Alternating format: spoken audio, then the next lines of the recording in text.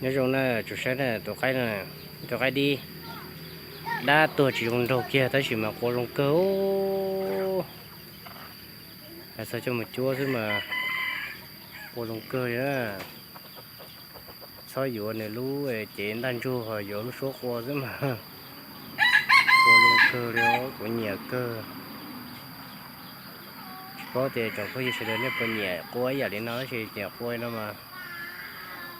dùng chúa cơ đấy nè cái đi xin nèสวัสดีครับนี่คือไก่ต้อนะครับไก่ต้อตัวนี้ไม่สวยนะครับก็เป็นไก่ธรรมดารูปร่างกายของมันไม่สวยนะครับไม่งามนะครับแต่ว่าขันดีโอเคมากเลยครับขันโอเคสุดๆเลยอย่าซูมนะอย่าซูมที่รูปร่างของมันนะครับแต่ว่าฟังเสียงของมันนะเสียงขันของมันนะโอเคมากเลยครับ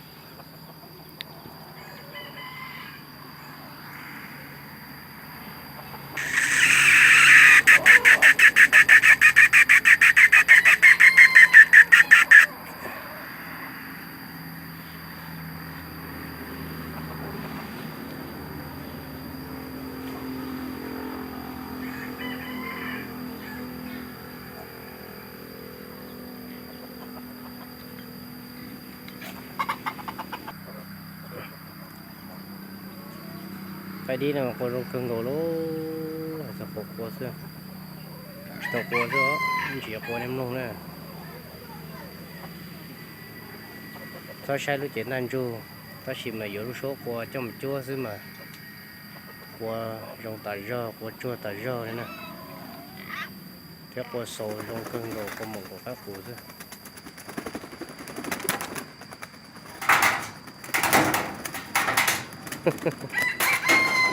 อยู่ที่สามารถยันต่อโชว์นะฮะ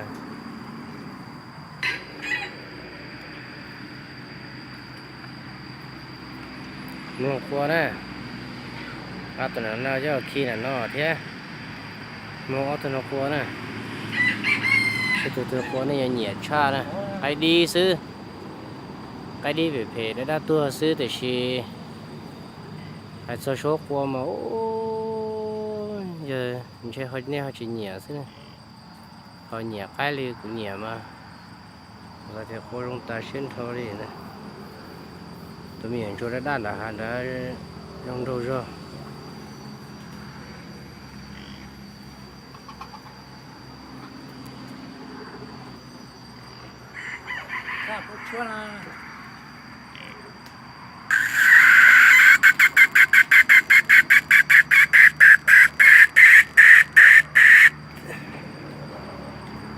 nhà cái mà chỉ hơi đi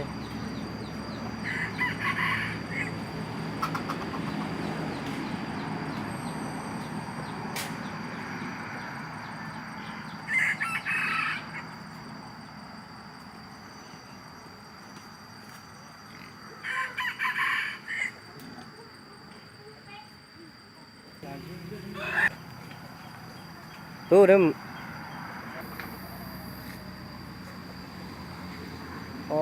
tôi phải đi gần đầu cơ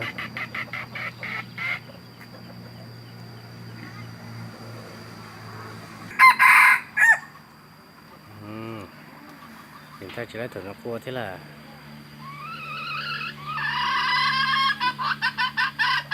quay nó này cua trong cứ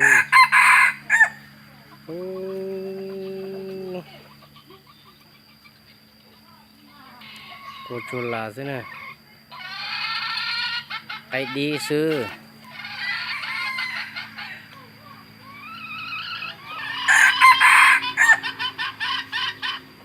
số sai lúc chỉ ăn chui giờ sai lúc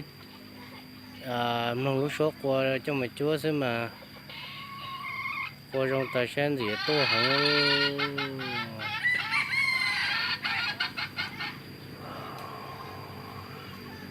นี่เป็นไก่เต้าธรรมดานะครับขันดีโอเคมากเลยที่สุดเลยนะครับขันแบบนี้นะครับ ถ้าทุกคนที่เป็นคนที่ชอบไก่นะชอบไก่ต้อนนะครับจะรู้ว่าเป็นไก่ที่ขันดีขันม่วนโอเคนะครับขันแบบนี้นะครับเป็นต้อไก่ป้ามาดีทุกตัวนะครับ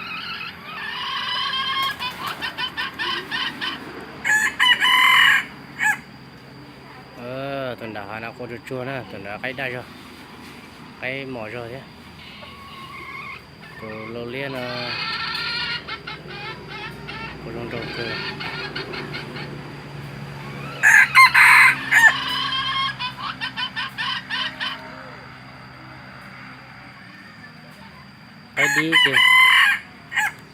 cái đi chị giờ số của chị của trong cơ từ lô liên nọ ô của trong tài xế đi để cho một chúa xem mà nó số này cho một chúa xem mà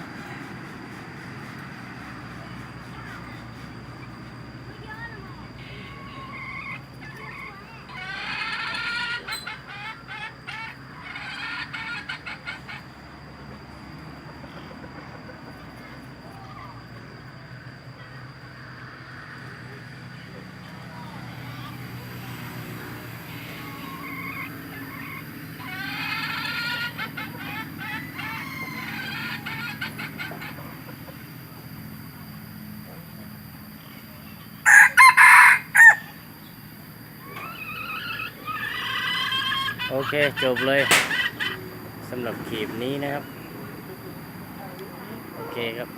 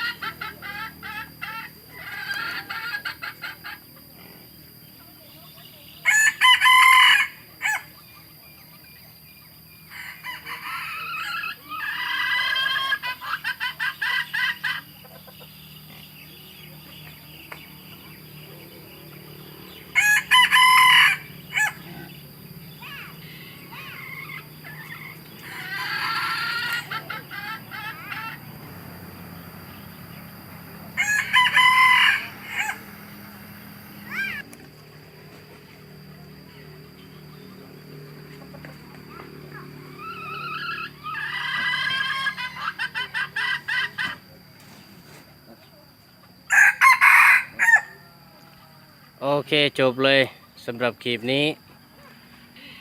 ถ้าเพื่อนๆทุกคนนะครับชอบคลิปนี้แล้วก็อย่าลืมกดไลค์กดติดตามให้ผมด้วยนะครับจะเพิ่งเสร็จแล้วนะถ้าตัวเนี่ยครับคลิปวิดีโอนั่นแหละตัวเนี่ยจะใกล้น่ากลัวฉะนั้นก็กดไลค์กดติดตามดูกันด้วยโอเคหรือเราก็มาดีเทสเราในใช่ด้วยจนต่อนะ